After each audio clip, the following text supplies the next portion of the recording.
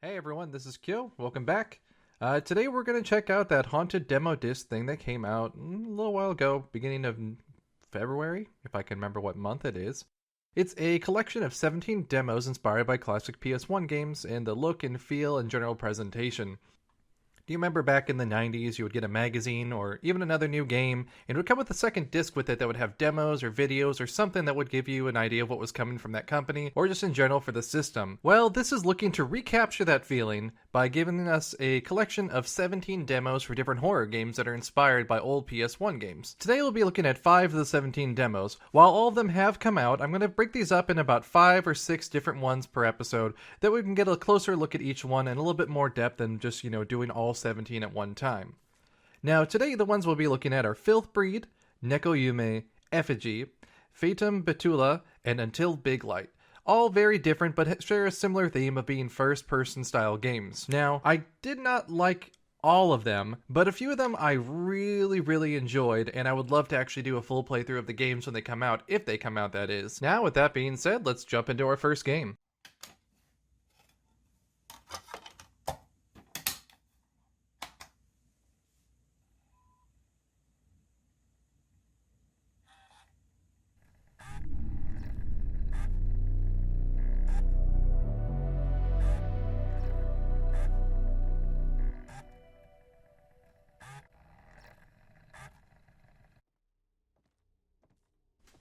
Alright, so our first game today is Filthbreed. It is a first-person shooter action game with survival horror elements to it, with a focus on exploration. Now, it's not a pure exploration game, although most of your gameplay is you walking around, looking at stuff, picking up notes, and reading what kind of happened and piecing together the story yourself. But there is combat, as you just saw. You're picking up this lovely pistol that has the stopping power of, I don't know, a pipe cleaner, and you're shooting into enemies that don't seem to take well to it. Now, the game itself it's very simple visually. It's very brown, very Silent Hill Otherworld-esque. Visually I don't have too much of a problem with it. It's just I find the fact that there's so much repeated content in it.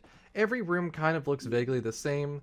There's, here's the thing of boxes, there's the chair, the same fan you'll see over and over again.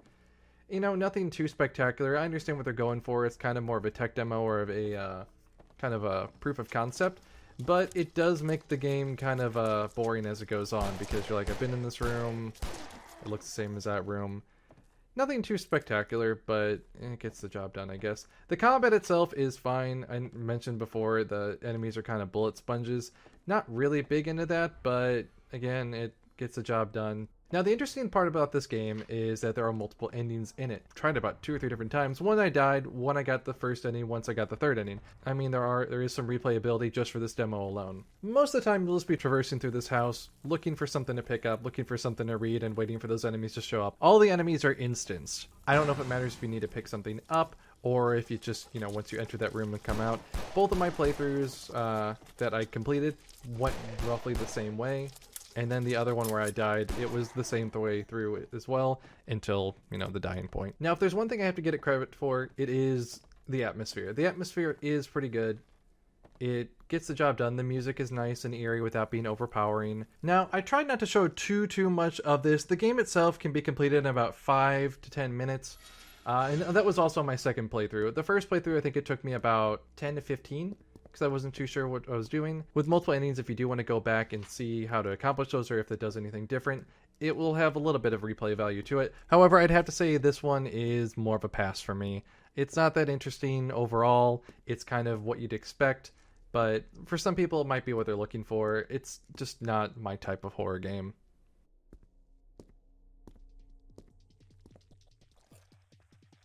Now, our next game is a complete departure from the style of the previous game, although it's still another first-person game. This one is called Neko Yume, meaning cat dream in Japanese. Now, this is more of a trippy exploration-style game compared to the previous one, which had combat. There's no combat in this whatsoever, nor is there really any indication that there's anything to interact with. The game takes place in a world that is just filled with cat-themed everything. And also very Japanese looking buildings style. It's very Japanese in its design and presentation. Now, you kind of just walk around this world, which has very odd visuals, warping textures, kind of gradient backgrounds. The closest game I can compare this to is LSD Dream Emulator on PS1, which is more of a trippy, experimental style game that doesn't really have so much gameplay as just it's more of an experience. Now, that's not really a negative for it, it's just not my type of game as well. But I did appreciate the attempt to make something a bit unique out of this package. It is the most colorful looking one out of there, but overall, I did not really find this to be so much of a spooky or horror game like I kind of expected, but that might be something that happens further and further on into the game itself. Now, in the beginning, it started me out at day 1, and with a certain number of cats I had. By day 2, I still had no cats. And then it skipped forward to day 4, and I got like 1 cat. Now the area isn't confined to that one beginning area. It does change it up. There are several different areas to go to.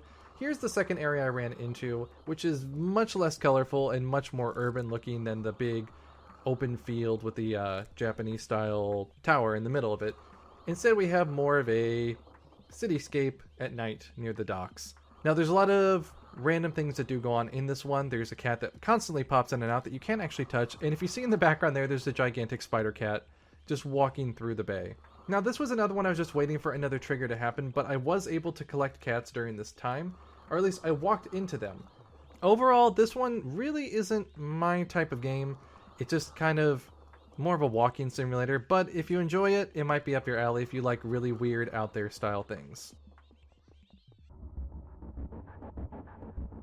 And now for our third game, Effigy, a first-person shooter. Now, out of all 5 games we're covering today, this one is the most gameplay intensive. Now, you might be thinking, why is this one so different? Well, it's a shooter. It's a shooter. It's Doom.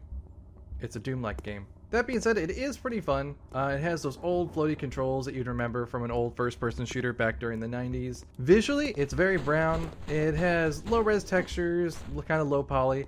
Nothing too amazing, but it is fun, I will have to say. Now, I did have to play this a couple times. If you could notice, my gun is currently stuck up in the air. That's because this game is very glitchy. Between graphical glitches, glitches with your own animations, the gun being up in the air but still somehow firing forward, and then the enemies themselves are very glitchy. Occasionally they'll just stop what they're doing and stare at you, or they'll just keep charging at you or charge into the wall. Now, I know this is a demo, it's still in progress, but it kind of made it unintentionally hilarious for me, so I couldn't tell if it was intentional or just buggy. That being said, if you are a fan of old first-person shooters, you'd probably enjoy this one. I will say, as far as all of them gameplay-wise, this was by far the most fun. Now, the only other game we looked at today that had more complex gameplay than just simply walking around interacting was Filthbreed. However, I feel like this one is the stronger of the two as far as being a shooter, but Filthbreed is leaning more towards being an exploration or an adventure game, and just with combat tacked on. In this game, combat is the meat of the game. Now, I didn't finish this one because I did find it rather difficult. I'm not very good at shooters. However, if you are a fan of these old ones, like I have said probably repeatedly at this point, then you will definitely enjoy this one. I think it's worth checking out even if you aren't a big shooter fan, just because it is a more unique entry out of all the games.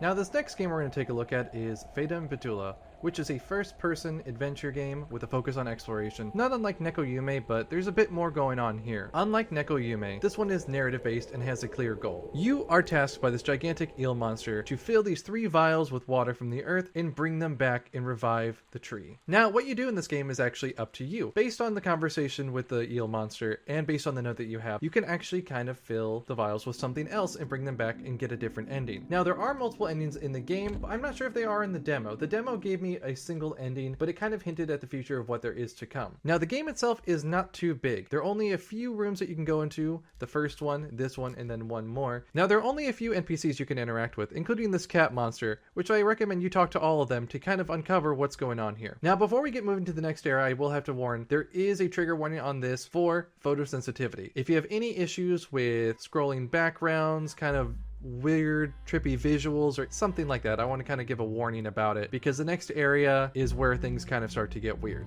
Once you get here, you kind of realize things are not what they seem, and that's kind of when you get the idea that what is in your notes maybe you should not be following. Now, I don't want to spoil too much of this one, but I'm actually really excited about this game and I would like to see more of it.